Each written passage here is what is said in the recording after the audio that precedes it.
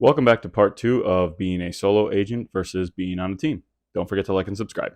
So the next one, I think a lot of solo agents are kind of struggling right now with the market being as strange as it is. Yep. So I think the main thing they're looking for, and I think the main thing that teams use as bait to get new agents is leads.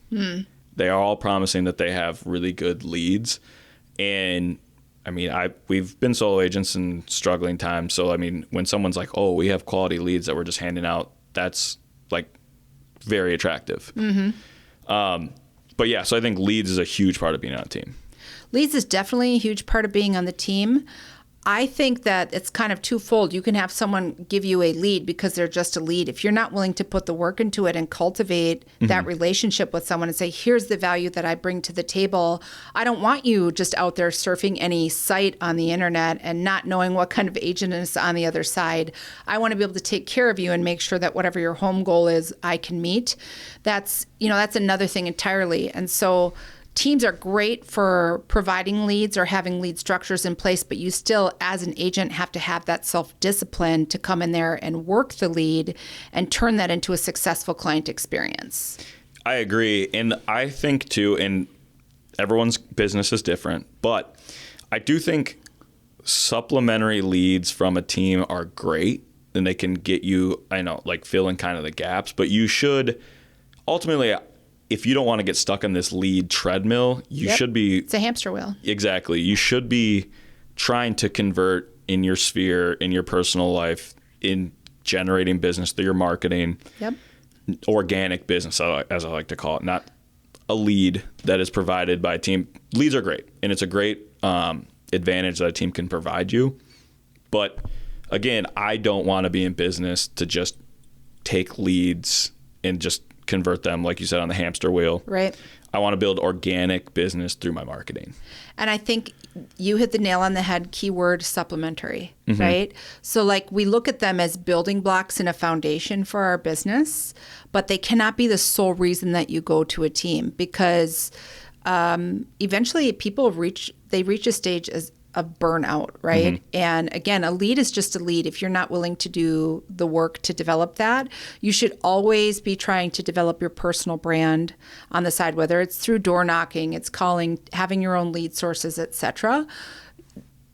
Business, it's a tool for business growth that teams offer. It should never be just what you depend on. So the main point that I was trying to get is just I've seen, and I'm sure you're part of many groups on Facebook, mastermind groups like stuff, and I'm sure as you have seen in your, day-to-day life on social media, whatever, you've seen a lot of agents that go from team to team to team, and they're like, well, I'm just not getting, the leads suck. I'm not getting the leads. It's like, well, at some point you have to run your own business. Correct. You shouldn't. If you're not coming into it with that mindset, you're in it for the wrong reason. Yeah. And I just don't think if you want an experience where every lead is provided to you and you're not doing anything on your end to get leads, you should just go back to a 9-to-5. Right. And I also think that those are the type of agents who are transactional. They just want, okay, just hand me someone who's ready. I'll open a door, sign paperwork, and move on. And I think clients deserve better than that. I think anybody buying a home deserves better than that. We're looking out for their best interests. And the people who are the team jumpers, to me, those are the people who are they just want the easy button. And I've done this long enough to know that the easy button does not exist if you want to take exceptional care of your clients and you want to grow your business. Yeah. And team jumpers is a good term for it because it's always when I talk to team jumpers, their reason is like, it's never them. It's not, their business is struggling because of someone else. Right. And no one wants to take accountability for, maybe I wasn't doing my calls. I wasn't doing my follow-up. I'm not posting on social media. I'm not hosting open houses. It's always, well, they're not providing me good leads. Yep. What have you done to procure your leads? Have you used the resources they're providing you to get your own leads? Yep. Because, it's a two-sided blade, I think, because it's like, in a market shift, leads are going to be less. They just are. Yep. But you're still being provided resources that you can use to get your own leads. And the way I look at it is like, I'm on a team, so I do have an advantage. There are solo agents out there performing at a good clip that aren't being provided leads. They're on their own, and they're still making it. So Have you ever heard a top producing agent or person in any industry complain about the leads? No. The most successful people, they're not out there complaining about the leads. If one source doesn't work for them, they're working their business and they're trying to find the source of lead that they need. I mean, this is advice to any new agents where you're going team or going solo. Don't throw a pity party if business isn't going well. Get to work. Yeah. Yeah, you're doing exactly that, right? Like you have an idea in your mind, a vision for your own business of where you want to take it, and you've got to kind of like follow that plan for your business. And I think the team setting definitely has the resources that people need to develop their business. That's the key takeaway here for me is that, if you're a solo agent and you're going back to a team, remember that they're just providing a structure for you. The right team is providing structure for you to grow your own business, not just their business. So I see Parker got a new flag in his office, and it's something I say to myself all the time. Nobody cares, work harder. And that truly is because, we used to when I would do my calls, someone would, rip me a new one, and it would make me very discouraged. I'm like, well, I don't want to do this anymore.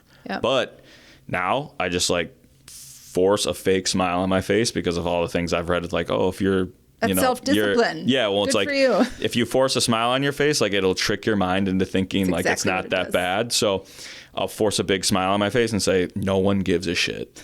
Just make another call. Because at the end of the day, to you, it felt like a big thing that's and a good excuse to derail your day. But if you tell someone, no one gives a shit. Yep.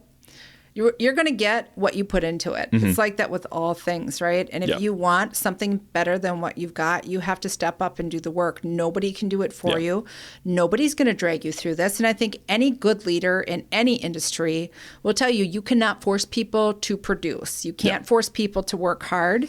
What a great team leader, in my mind, has to do is figure out what people they want to bring into their business because they are the ones who are willing to work hard, make their business successful, running parallel to the brand as a whole. Yeah. So, like I said, if you are a struggling agent right now and you experience these negative times and you're kind of feeling self-pity, I would say mental exercise, think of that excuse and then just tell yourself, no one gives a shit. And just move on from there. And you kind of touched on it a little bit too. I think the trainings that the team offers are huge too. Because there's always some new thing that comes up that you're not aware of. Right. And I do think you do have to be smart about don't get overload. Don't try and take on every new thing, every new lead generation thing, every new tool, every new technology. It's impossible to implement them all. Exactly. But if something clicks with you, you're in a training that makes sense for my business, hang on to that. And that's where the training, I think, cycles back to the agent collaboration, right? Because in our trainings, you might bring out a point that really resonates with me. It's something I haven't tried, but it aligns with my approach or my service-mindedness in real estate and how I want to take care of my clients. And someone else might explain it completely different. Pick the couple things that really resonate with you, implement them, and then do the work that goes with it. Because otherwise you just have an idea, right? It's something that never comes to fruition. You have to be diligent. When you're solo, it's very easy to fall behind in trends because you're living in your own little bubble. You're not getting those trainings. Correct. Some brokerages are good about getting you training, but it really depends who's hosting, what you all got going on. But with your team trainings, you're getting weekly, or if your team should be getting you weekly consistent trainings that are useful to your business. But be diligent in sussing out, okay, is this something I should take for my business, or is this something, it was good information I have, but I'll maybe skip on implementing. It really depends. And we get good information that's just good market industry information too. Yeah. And then that way I say the Pemberton Homes agents are the most educated agents in the industry for that reason, because we're not just grabbing a bunch of information and throwing it at the agents hoping it sticks. Our goal is to provide relevant information, relevant trainings that help make us better agents. We're informed. We're able to pass that on to our clients so that they feel like they're making informed decisions in the industry. And then our objective is we're not reactively addressing anything. We want to be as proactive as possible and anticipate to the best of our ability. Where's the market going to be in 3 months, 6 months, 9 months, 12 months? we don't have a crystal ball, and it's changing so fast. Sometimes we can't do that. But if we never pay attention to it, if we didn't have our weekly trainings that the team provides, where would we be? Yeah. So that is a critical point of, I think, a successful agent, having those trainings. Well, and kind of transitions to the next thing I want to talk about too is like business partnerships and being able to, gain an advantage from your team already having those business partnerships, because it is huge. I do think, and I would encourage, if you're an agent on a team, still be building your business partnerships on your own, because that is, I think, a crucial part of building your own brand. But when you join a team, I think a good team should have existing partnerships in the mortgage space, in the title space, inspection, all of that kind of stuff. So you have go-to people that you can call your preferred lender, your preferred title company, that you can give that expertise to your clients. And the reason I think it's a good transition is our lender is with us every week for our team meeting. Right. And can give us good perspective from the lending side on what's going on in the market, which is huge to be able to relay to your client. Right. Because how often do you get asked like, hey, what's happening right now with interest rates, or what's happening with the market? And then I say, I was just talking with my lender. Exactly. And it just makes you seem that much more of an expert. Right. And I do think, and I talk about this all the time, I think that I don't ever try to learn too much about everything, because then I'm just spread too thin. Yeah. There are agents who are more mortgage based that have that kind of knowledge. I really, besides like the interest rate of the day and some other programs and stuff like that, I keep it pretty surface level, but I like to lean on my partners where I can say, hey, that's a question for my lender. I will get back to him, or I'll connect you with him, and then we can all collaborate on that or something. But I think that to master what I do as an agent, that kind of stuff, the specialty stuff, I should lean on my partners for. Yeah, you need everybody to be able to do what their job is and what their role is for. I take it back to restaurant work, right? So like we're the face of the industry. We're providing the service. We're making sure the client gets everything they need. But it's not Waffle House. I don't run back to the kitchen and make all the food for myself and then run over to the bar and like make the drink for myself and bring that out to the client, right? I'm dependent on the bartender to do their job. I'm dependent on the cooks to do their job. And we work together as a cohesive unit to provide the best service possible and reach the goals that our clients have. And I do love that about Pemberton Homes as well. Any good business needs to be really selective about the partnerships that they bring on. That has to align with the vision of the company as a whole. And I love that our lending partners are part of our weekly trainings, and I can reach out to them anytime with questions for, my clients, because the market is changing so much. I mean, from one client to the next, it's a completely different set of questions, and I could easily get lost in all of that on the mortgage side. But that's not my job. Just like you said, like I have a great foundation and understanding of what's involved in that, but I want to be able to rely on my partnership to take that part over. So I am very grateful for the partnerships we have in place. Yeah, exactly. I think that's huge. And I think to put that in perspective of, how's that versus a solo agent, building up that network of business partnerships as a solo agent can take a long time. It takes a lot of time. And it's time you could be servicing your clients. Exactly. Because, when you think about it, there's mortgage, there's title, there's inspections, and then just people like good general contractors, guys who can put up a fence, who do you know to take down trees, who's a good plumber. Like, you want these people in your tool belt, and getting them on your own can take a long time. It can take a long time, but and part of that is having to be selective about it, right? Because right now, there's plenty of industry related professionals that would love to just slap their credit card down and have you do all the work and just give them somebody who's ready to go. But they're not willing to meet you halfway. They're not providing value. They don't give your client the same level of service that you do. And again, ultimately, it will all come back to you. So when you're a solo agent, you have to be so selective about the type of partnership that you are willing to put into place, and make sure that aligns with your level of service and the vision you have for where you're taking your business also. That was a tough part for me. Like when it came to lenders, like I've partnered with a few different people.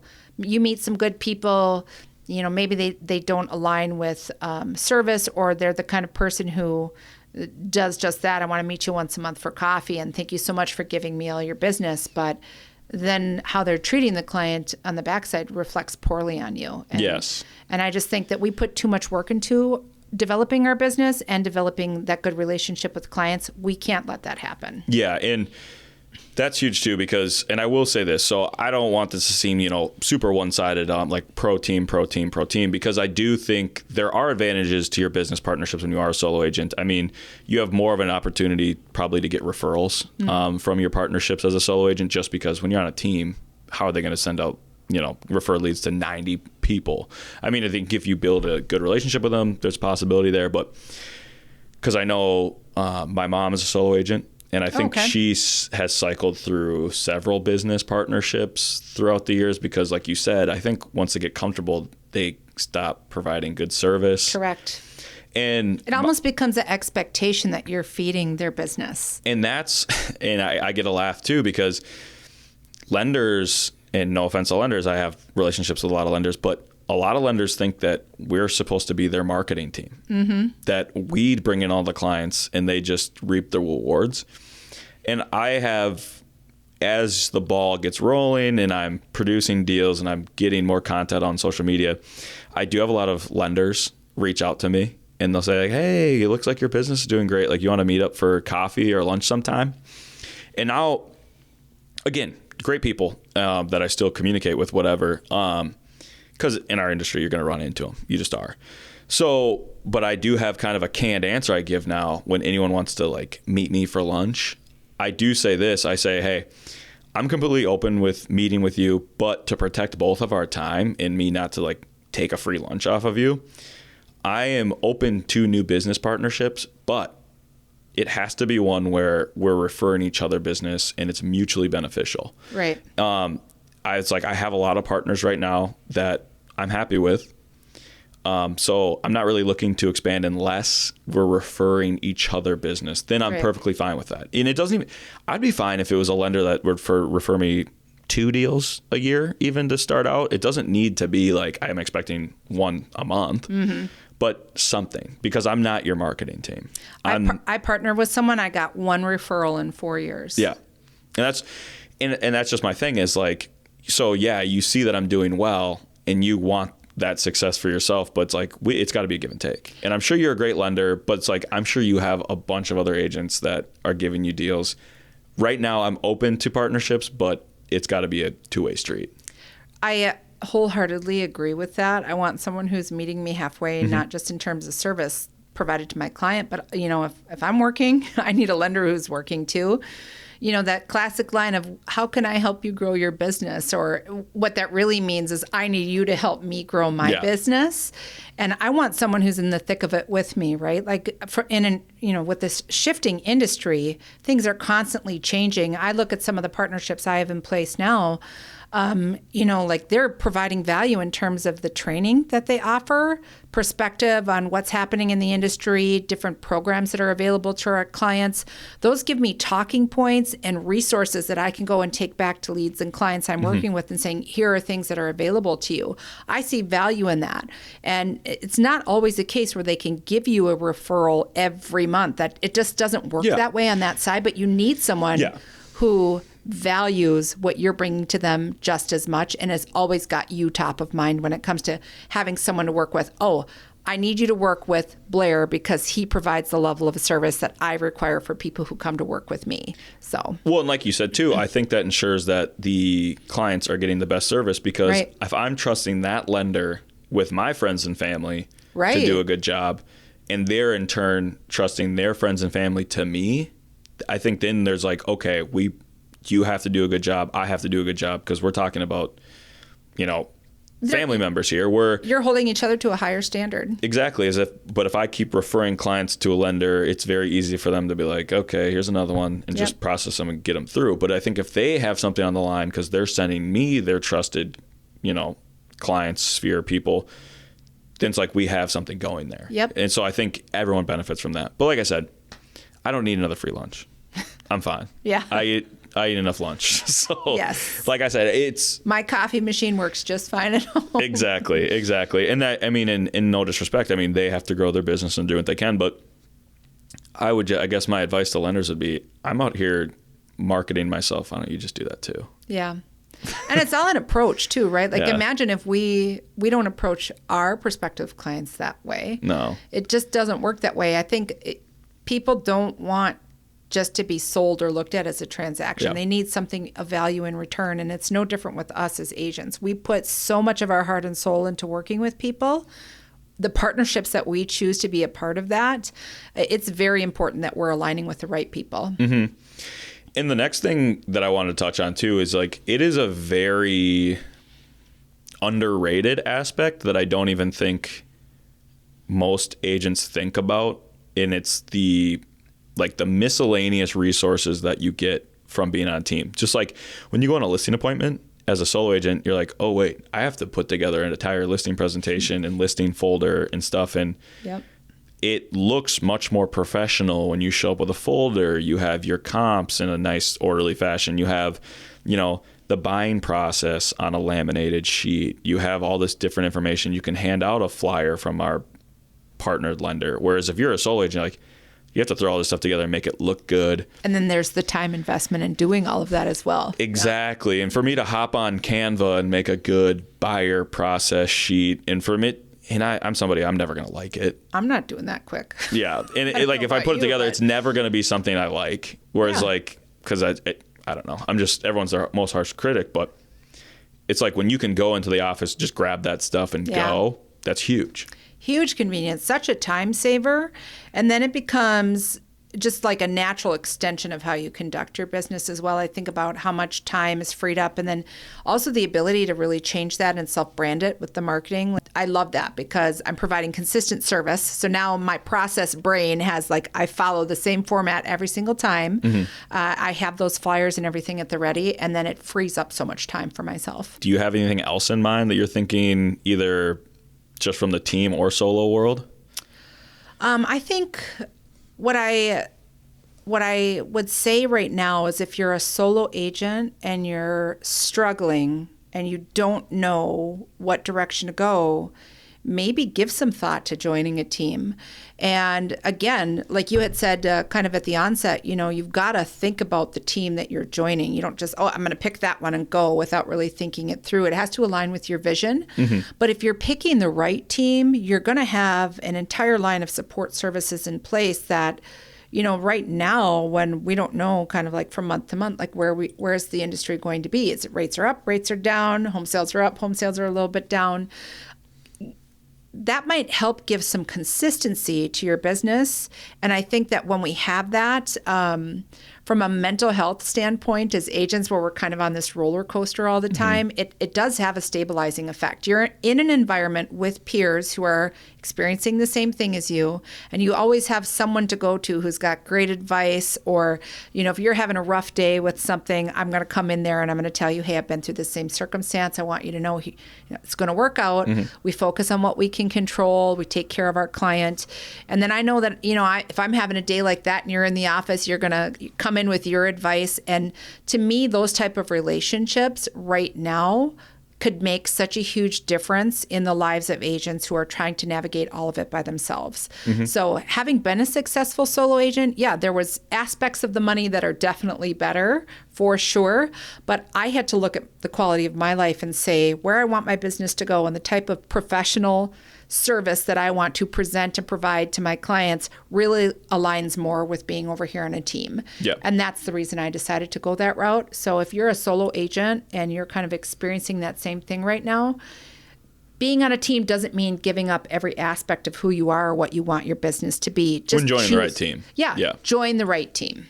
And I think, to kind of support that too, I would say, we as agents, I'm sure, even if you've done like one deal, you're getting called by people that are trying to recruit you to a team all the time, and how quickly do you just hang up on them. But if you're a solo agent right now and you are struggling, I wouldn't say, take every phone call from those guys that you get, but research top teams in your area. Be open-minded. And I would say research a couple. Don't find one and then just dive in. Like I said, you should do some research, but research a couple. Yep. And then meet with them. Talk with people, not only the higher ups, but people on the team. Yep. They'll usually give you the lowdown on what's going on. But keep an open mind. Look into teams. Don't make excuses for yourself. Are you doing the work? You got to look because at the same time, joining a team isn't going to solve all your problems if you're not someone who's willing to do the work. Yep. If you're not getting up day in and day out saying, how can I help myself? How can I grow my business? What activities am I focusing on today to keep things moving forward? Joining a team is not going to solve all those problems for you. Yeah. Because I don't know a single person who loves being in a micromanaged environment where they have someone saying, did you make your calls during this time? Okay, if you don't, you're going to have this punishment or discipline. That doesn't work for most people. Well, like I said, go get a W-2 then. Exactly. Go work a 9 to 5 because that's not. Got your steady paycheck. Good. Yeah. Being a realtor, you are 1099. Yep. Which means you are self-employed. Which means you have to have some sort of discipline to go out and do it yourself. Self-discipline that goes with it, exactly. Yeah. So it's like, if that's what you're looking for, then I'd stay in your W-2. Yep. But yeah, and then on the flip side of that, though, if you are getting to a point where you are hitting mass production, but the other tasks are holding you back, you have two options at that point. Start your own team by slowly starting to hire help. Yep. Or join a team and leverage their resources. Exactly. Because it's like you'll hit a certain point where you can't do any more business without your first hire. You're going to have to hire an admin. You're going to hire a transaction coordinator, a showing assistant, something. But you're going to have to hire out because there are only so many hours in a day. And you are 100% right. And I think all of us know solo agents like that, where they're the person who, they show up at the restaurant on a Friday with their little entourage of friends and they don't even eat dinner, or they skip out because they're a one-man show or one-woman show. And you have to think about the quality of life that you want. So you end up in that position. You're sacrificing a quality of life, or your business is going to stay right where it is, or you have to start branching out in a way to alleviate yourself some of those tasks that come with carrying it forward. Well, yeah, and when you join a team, you're sacrificing some of your commission, but you are freeing yourself up to do more business. So in the end, you're probably netting more money because you're able to do more business. Correct. You have the structure in place to really just hit the ground running. Yeah. You don't have to do the hiring process for who's going to be my transaction coordinator, who's going to work with me on the listing side, like finding providers for photography and those things. A lot of those things are already available. So exactly. I think that, do you have anything else you want to add? No, I think before we go, I think we did a good job of covering a lot of things today. No, it's been awesome. Thanks for coming out. It was a lot of fun. Yeah, I love it. This was great. Thanks so much for the invite. Yep. Thanks.